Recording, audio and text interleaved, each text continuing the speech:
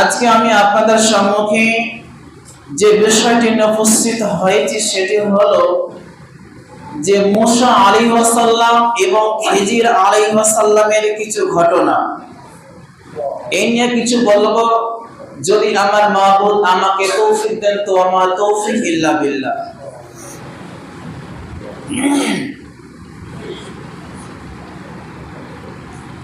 আমাদেরকে যে কোনো কাজ করার প্রথমে আমাদেরকে আল্লাহ সুবহানাহু তাআলার উপরে ভরসা বা আস্থা রাখতে হবে। যদি আমাদের সেই ভরসা বা সেই আস্থা আমাদের পরিপূর্ণ না থাকে, তাহলে আল্লাহ সুবহানাহু তাআলা আমাদেরকে ঠেকিয়ে দিবেন। যেমন ভাবে আল্লাহ সুবহানাহু তাআলা নবীদেরকেও ঠেকিয়ে দিয়েছেন। কেমন করে?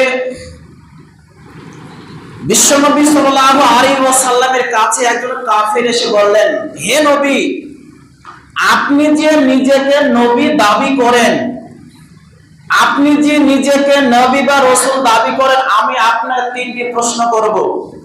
যদি সেই তিনটি প্রশ্নের আপনি উত্তর দিতে পারেন, তবে আমরা আপনাকে নবী হিসেবে গ্রহণ করব। এক নম্বর প্রশ্ন, যে সেই জুলকারনাইন সে বাদশার কি হয়েছিল? প্রথম প্রশ্ন সে কাফেরের, যে সেই জুলকারনাইন যে বাদশা ছিল তার সে ঘটনায় কি ঘটনা ঘটেছিল, এটা আমাকে বিস্তারিত শোনাতে হবে। দ্বিতীয় নম্বর প্রশ্ন হচ্ছে আসহাবে কাহাফ সেই ঘটনা কি মূল ঘটনা ঘটেছিল। আর তিন নম্বর হচ্ছে রুহু কাকে বলে। এই তিনটি প্রশ্নের উত্তর যদি আপনি দিতে পারেন, আপনাকে আমরা অবশ্যই নবী হিসেবে গ্রহণ করব। সেই অবস্থায় আল্লাহর নবী সাল্লাল্লাহু আলাইহি ওয়াসাল্লাম কি বলেছিলেন, যে তোমরা আগামী কাল আমার সঙ্গে দেখা করবে, আমি তোমাদের প্রশ্নের উত্তর দিয়ে দেব। কিন্তু সেই সময় আল্লাহর নবী সাল্লাল্লাহু আলাইহি ওয়াসাল্লামের একটু ভুল হয়ে গেছিল। কি? যে ইনশাআল্লাহ তিনি বলে নাই। যদি আল্লাহ চাহে তবে আমি উত্তর দিতে পারবো। বিশ্বনবী সাল্লাল্লাহু আলাইহি ওয়াসাল্লামের মাধ্যমে সে ভুলটি হয়েছিল, ইনশাআল্লাহ বলে নাই যে ইনশাআল্লাহ আমি তোমাদের সেই প্রশ্নের উত্তর দিয়ে দেব। বিশ্বনবী সাল্লাল্লাহু আলাইহি ওয়াসাল্লাম ইনশাআল্লাহ না বলার কারণে প্রায় একদিন নয়, দুই দিন নয়, 15 দিন ওহী আসা বন্ধ হয়ে গেল। ওহী আসা বন্ধ হয়ে গেল। আল্লাহর নবী চিন্তায় পড়ে গেলেন যে ঘটনা কি? ওহী আসা বন্ধ হয়ে গেল। তারা যে আমাকে প্রশ্ন করেছে, যদি সেই প্রশ্নের উত্তর দিতে পারা যায় তবে তারা আমাকে গ্রহণ করবে, নইলে আমাকে মিথ্যুক বলে, মিথ্যাবাদী বলে তারা প্রচার করবে। ওহী আসা বন্ধ হয়ে গেল। বেশ কিছুদিন পর ওহী আসলো, তারপরে এই তিনটি প্রশ্নের উত্তর দিল।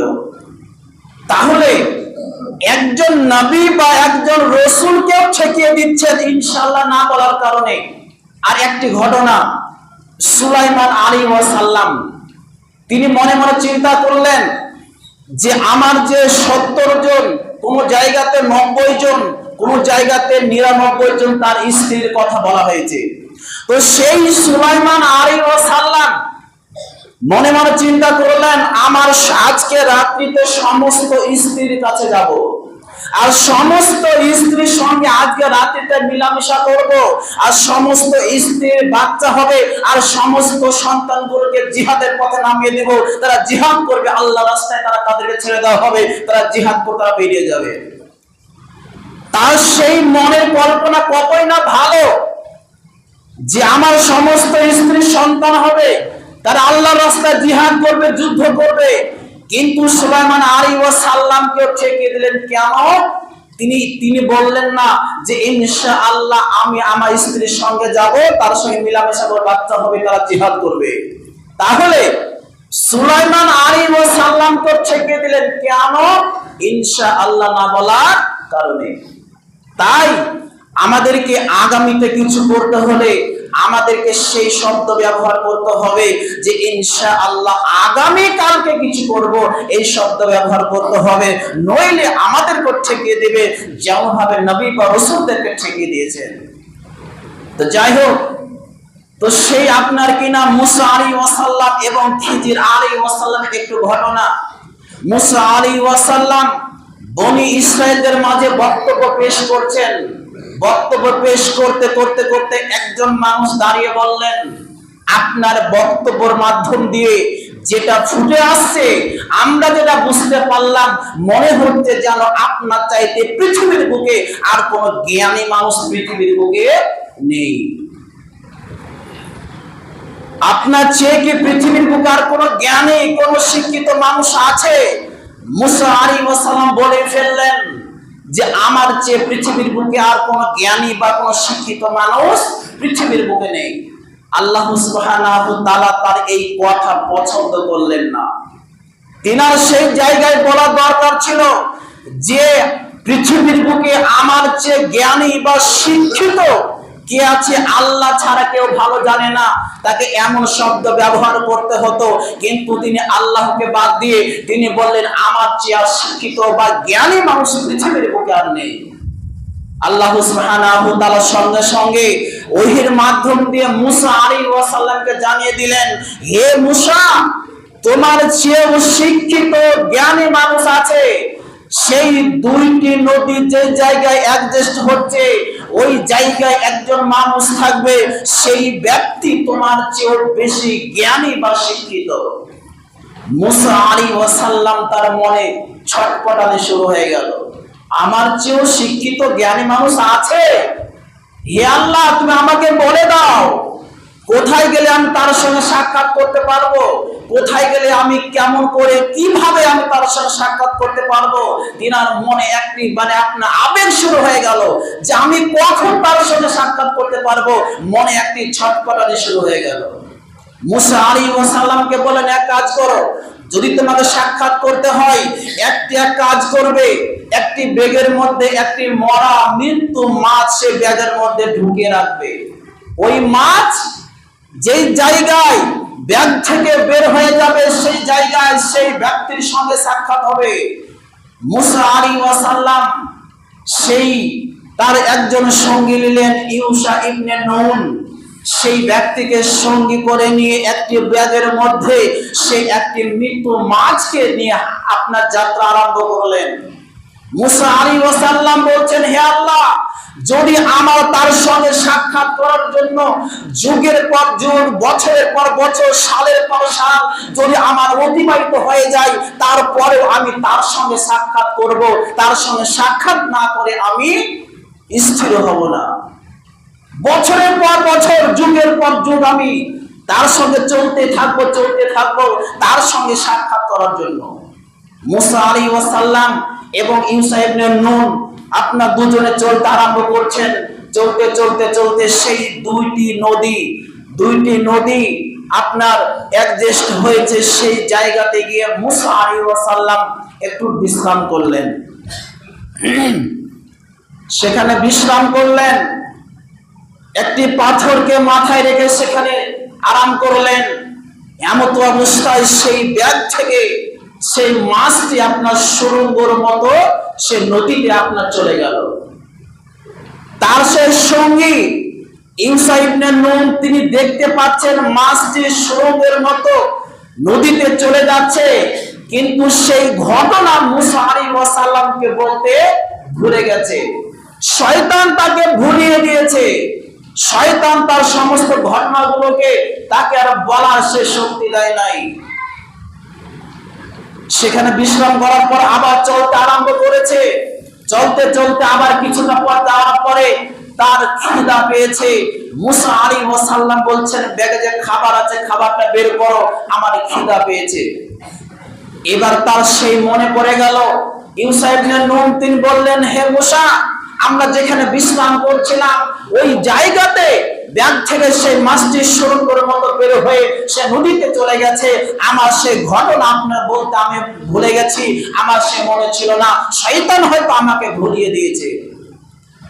মুসা আলাইহিস ওয়াসাল্লাম বলে তাই, জি হ্যাঁ, আমাকে তো ওই ঠিকানা দেওয়া হয়েছে যে জায়গাতে মাছটি বের হয়ে চলে যাবে, ওই জায়গাতে সেই খিজির আলাইহিস ওয়াসাল্লামের সাক্ষাৎ হবে, সেখানে তার সঙ্গে মোলাকাত হবে। চলো আবার সেখানে আমরা ফিরে যাই। আবার সেখানে ফিরে আসলেন। আসার পরে একটি জায়গাতে দেখা যাচ্ছে চাদর মুড়ি দিয়ে সেই খিজির আলাইহিস সালাম একটি কর্নারে বসে আছেন, সালাম দিচ্ছেন, আসসালামু আলাইকুম। তিনি বলছেন ওয়া আলাইকুম আসসালাম। সেই খিজির আলাইহিস সালাম বলছেন ঘটনা কি, এই নির্জনে আমাকে কে সালাম দিচ্ছে? মুসা আলাইহিস সালাম বললেন আমি মুসা। খিজির আলাইহিস সালাম বললেন আপনি কি সেই বনি ইসরাইলের মুসা? মুসা আলাইহিস সালাম বলে জি হ্যাঁ, আমি সেই বনি ইসরাইলদের সেই মুসা। তখন সেই মুসা আলাইহিস সালাম বলছেন আমি আপনার সঙ্গে সাক্ষাৎ করতে এসেছি। আপনাকে যে আল্লাহ সুবহানাহু ওয়া তাআলা যে শিক্ষা, যে জ্ঞান, যে বুদ্ধি আপনাকে দিয়েছে, আপনি কি আমাকে আপনার কিছু বুদ্ধি আপনি আমাকে শিখিয়ে দিবেন? সেই খিজির আলাইহিস সালাম বলছেন এটা হতে পারে না, আপনি আমার সঙ্গে ধৈর্য ধরতে পারবেন না, আপনি আমার সঙ্গে ধৈর্য ধারণ করতে পারবেন না। মুসা আলাইহিস সালাম বলছেন জি হ্যাঁ, আপনি আমাকে যেইভাবে চলাবেন আমি সেইভাবে চলবো। আমি অবশ্যই ইনশাআল্লাহ আমি ধৈর্য ধারণ করে আপনার সমস্ত ঘটনা আমি শুনতে চাই, আপনাকে আমি বিরক্ত করব না।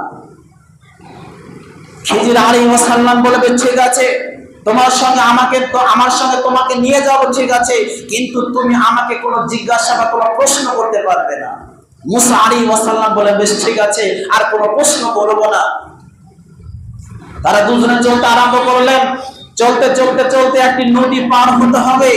এমত অবস্থায় সেই নৌকার মাধ্যম দিয়ে সে নদী পার হবে। তাদের কাছে কোনো পয়সা নেই, আর সেই নৌকার মাঝি খিজির আলাইহিস সালামকে চিনতেন। বলেন আপনার চাপেন, আপনাদের কোনো পয়সা বা কোনো টাকা লাগবে না, আপনাদেরকে এমনিতে পার করে দেওয়া হবে। খিজির আলাইহিস সালাম এবং মুসা আলাইহিস সালাম সে নৌকা পার হওয়ার সময় সেই নৌকার উপর থেকে একটি পাখি ঠোঁট দিয়ে পানি উঠাচ্ছেন, আর খিজির আলাইহিস সালাম বলছেন মুসা তুমি চিন্তা করো, সেই পাখি ঠোঁট দিয়ে যতটা পরিমাণ পানি উঠিয়েছে অতটা পরিমাণ তোমার আর আমার জ্ঞান বা বুদ্ধি আর সমুদ্রের মধ্যে যতটা পানি আছে এই সমস্ত পানির পরিমাণ বুদ্ধি হলো আল্লাহ সুবহানাহু ওয়া তাআলার কাছে আছে। মুসা আলাইহিস সালাম অবাক হয়ে যাচ্ছেন তার কথা শুনে। নৌকা পার হচ্ছে, পার হয়ে যাওয়ার পরে খিজির আলাইহিস সালাম একটি কুড়াল দিয়ে একটি নৌকার তল থেকে একটি কাঠকে ছুটিয়ে দিলেন। মুসা আলাইহিস সালাম বলেন ঘটনা কি, যেই মাঝি আমাদেরকে বিনা পয়সায় পার করলেন আর তার নৌকা আপনি ক্ষতি করে দিলেন, এটা আপনি চরম অন্যায় করলেন। খিজির আলাইহিস সালাম বলছেন তোমাকে প্রথমে বলেছি তুমি আমাকে কোনো প্রশ্ন করতে পারবে না, কেন প্রশ্ন করলে? মুসা আলাইহিস সালাম বলছেন আমাকে ক্ষমা করে দিন, আমি আপনাকে প্রশ্ন করে ভুল করেছি, আর আপনাকে আমি প্রশ্ন করব না। আবার চলতে আরম্ভ করলেন। চলতে চলতে চলতে আপনার কিছু বাচ্চা ছেলেরা তারা খেলাধুলা করছে, একজনকে ডাকলেন, ডেকে তাকে মেরে ফেললেন। খিজির আলাইহিস সালাম একটি বাচ্চাকে মেরে ফেললেন। সেই মুসা আলাইহিস সালাম আরো অবাক হয়ে গেলেন, আপনি চরম অন্যায় করলেন, আপনি কেন বিনা কারণে একটি শিশু, একটি বাচ্চাকে আপনি মেরে ফেললেন? খিজির আলাইহিস সালাম বলছেন আপনাকে আমি প্রথমে বলেছি আপনি ধৈর্য ধারণ করতে পারবেন না, বরং আপনি এখান থেকে বিদায় নিয়ে নিন। আমি আপনাকে প্রথমে বলেছিলাম আপনি প্রশ্ন করতে পারবেন না। মুসা আলাইহিস সালাম আবার ভুল স্বীকার করলেন। মুসা আলাইহিস সালাম আবার তার কাছে ক্ষমা প্রার্থনা করলেন যে আমাকে ক্ষমা করে দিন, এবার যদি আপনাকে আমি প্রশ্ন করি তাহলে আপনার সঙ্গে আমার আলাপ বিচ্ছিন্ন হয়ে যাবে, আলাদা হয়ে যাবো, আর আপনার সঙ্গে আমি যাওয়ার চেষ্টা করব না। আবার সে চলতে আরম্ভ করলেন। চলতে চলতে চলতে আবার আপনার কিনা একটি গ্রাম গেলেন। গ্রামে যাওয়ার পরে খিজির আলাইহিস সালাম এবং মুসা আলাইহিস সালাম তাদের গ্রাম থেকে কিছু খাবার চাইলেন, যে তোমরা কে আছো একটু মেহমানদারি করাও, আমাদের খিদা পেয়েছে, খাবার অনেক খাবার ক্ষুধা পেয়েছে, কিছু খাবার দাও। গ্রামের সমস্ত মানুষ স্পষ্ট ভাবে জানিয়ে দিল আমরা মেহমানদারি করাতে পারবো না, আমরা খাবার দেব না, কোনো কিছু আপনাদেরকে দেওয়া যাবে না, আমাদের বাড়িতে কোনো কিছু নেই। স্পষ্ট ভাবে তারা অস্বীকার করলো মেহমানদারি করাতে। এবার দেখা যাচ্ছে একটি দেওয়াল পড়ে যাচ্ছে, খিজির আলাইহিস সালাম সে দেওয়ালটিকে সুন্দর করে আবার দাঁড় করিয়ে দিলেন। মুসা আলাইহিস সালাম আবার সে প্রশ্ন করলেন, ঘটনা কি? যেই গ্রামে খাবার দিচ্ছে না, তারা তো মেহমানদারি করাচ্ছে না, বেশ ঠিক আছে, আমরা ক্ষুধার জ্বালায় কিছু খাবার চাইলাম, কিছু আহার চাইলাম, সেটাও আমাদেরকে দিল না, আর আপনি বিনা পয়সায় তাদের পিলার, তাদের পাঁচিলটি আপনি ঠিক করে দিলেন, আপনি তার বিনিময়ে কিছু টাকা, কিছু পয়সা আপনি নিতে পারতেন, আপনি সেটাও করলেন না, এটা আপনি ঠিক করলেন না। খিজির আলাইহিস সালাম বলেন, আবার তুমি প্রশ্ন করলে, তোমাকে আমি প্রথমে বলেছি তুমি ধৈর্য ধারণ করতে পারবে না, তুমি আমাকে প্রশ্ন করবে না। খিজির আলাইহিস সালাম বললেন, যাও, তোমার সঙ্গে আমার কোনো সম্পর্ক নেই, তবে শুনে নাও এই তিনটি ঘটনা কেন ঘটানো হয়েছে। আমি যে প্রথমেই নৌকাটি পার হলাম বিনা পয়সায়, আল্লাহ সুবহানাহু ওয়া তাআলা আমাকে জানিয়ে দিয়েছে, আর সেই গ্রামে একটি জালেম বাদশা আছে, সেই বাদশা যদি দেখে নেয় কারো নৌকা সুন্দর নতুন নৌকা থাকে, তাহলে সেই নৌকাকে তারা আত্মসাৎ করে নেবে, সেই বাদশা তার কাছ থেকে কেড়ে নেবে, আত্মসাৎ করে নেবে। আর যদি সেই নৌকা একটি খুঁত থাকে, একটু আপনার ভেজাল থাকে, তাহলে সেই জালেম বাদশা সেই নৌকা তাদের কাছ থেকে আত্মসাৎ করবে না, কাড়বে না। বিধায় সেই নৌকাকে আমি ফুটা করে দিয়েছি, যেন সেই আপনার কিনা অভাবগ্রস্ত সেই মাঝে তারা সেইভাবে টাকা ইনকাম করে তাদের সংসার চালাতে পারে, সেজন্য আমি সেই কাজটি করেছিলাম। মুসা আলাইহিস সালাম অবাক হয়ে গেলেন। তারপরে দ্বিতীয় যেই শিশু বাচ্চাটিকে আমি মেরে ফেলেছিলাম, সেই বাচ্চাটি আল্লাহ সুবহানাহু ওয়া তাআলা আমাকে জানিয়ে দিয়েছেন সে বড় হয়ে কাফের হবে, বেঈমান মুশরিক হয়ে যাবে, এটা আল্লাহ আমাকে জানিয়ে দিয়েছেন। তার পিতামাতা হলো একজন ঈমানদার, আর সে হবে কাফের, সে মানুষকে কাফের বানাবে, তার পিতামাতাকে কাফের বানিয়ে দিবে। বিধায় সেই বাচ্চাটিকে আমি শেষ করে দিলাম, যেন তার মাধ্যম দিয়ে কাফের না হয়, তার পিতামাতাকে কাফের বানাতে না পারে, সেই জন্য আমি সেই শিশুটিকে আমি শেষ করে দিলাম। এটা আমি করে নাই, এটা ওহীর মাধ্যম দিয়ে আল্লাহ সুবহানাহু ওয়া তাআলা আমাকে জানিয়ে দিয়েছিলেন, বিধায় আমি সেই কাজটি করেছিলাম। আর তৃতীয় যে প্রশ্ন ছিল, যে পাঁচিলটি পড়ে যাওয়ার মতো হয়েছিল, সেই বাড়িতে দুইটি এতিম বাচ্চা ছিল, সেই বাড়িতে দুটি এতিম বাচ্চা ছিল, আর সেই পাঁচিলের তলে তাদের গুপ্ত ধন, যে মাটির তলে টাকা বা কিছু সম্পদ লুকায়িত থাকতো আগে, সেই পাঁচিলের নিচে তাদের সম্পদ, তাদের গচ্ছিত মাল বা সম্পদ পাঁচিলের নিচে রাখা ছিল। সেই পাঁচিল যদি আমরা ঠিক করে না দিতাম, তাহলে সেই মালগুলো অন্য কেউ সেখান থেকে নিয়ে চলে যেত, সেই এতিম শিশু তারা সেখান থেকে মাহরুম হয়ে যেত, তাদের মালগুলোকে, সম্পদগুলোকে আত্মসাৎ করে নিত। বিধায় আমি পাঁচিলটি ঠিক করে দিলাম, যাতে করে কেউ সে মাল সম্পদগুলোকে আত্মসাৎ করতে না পারে।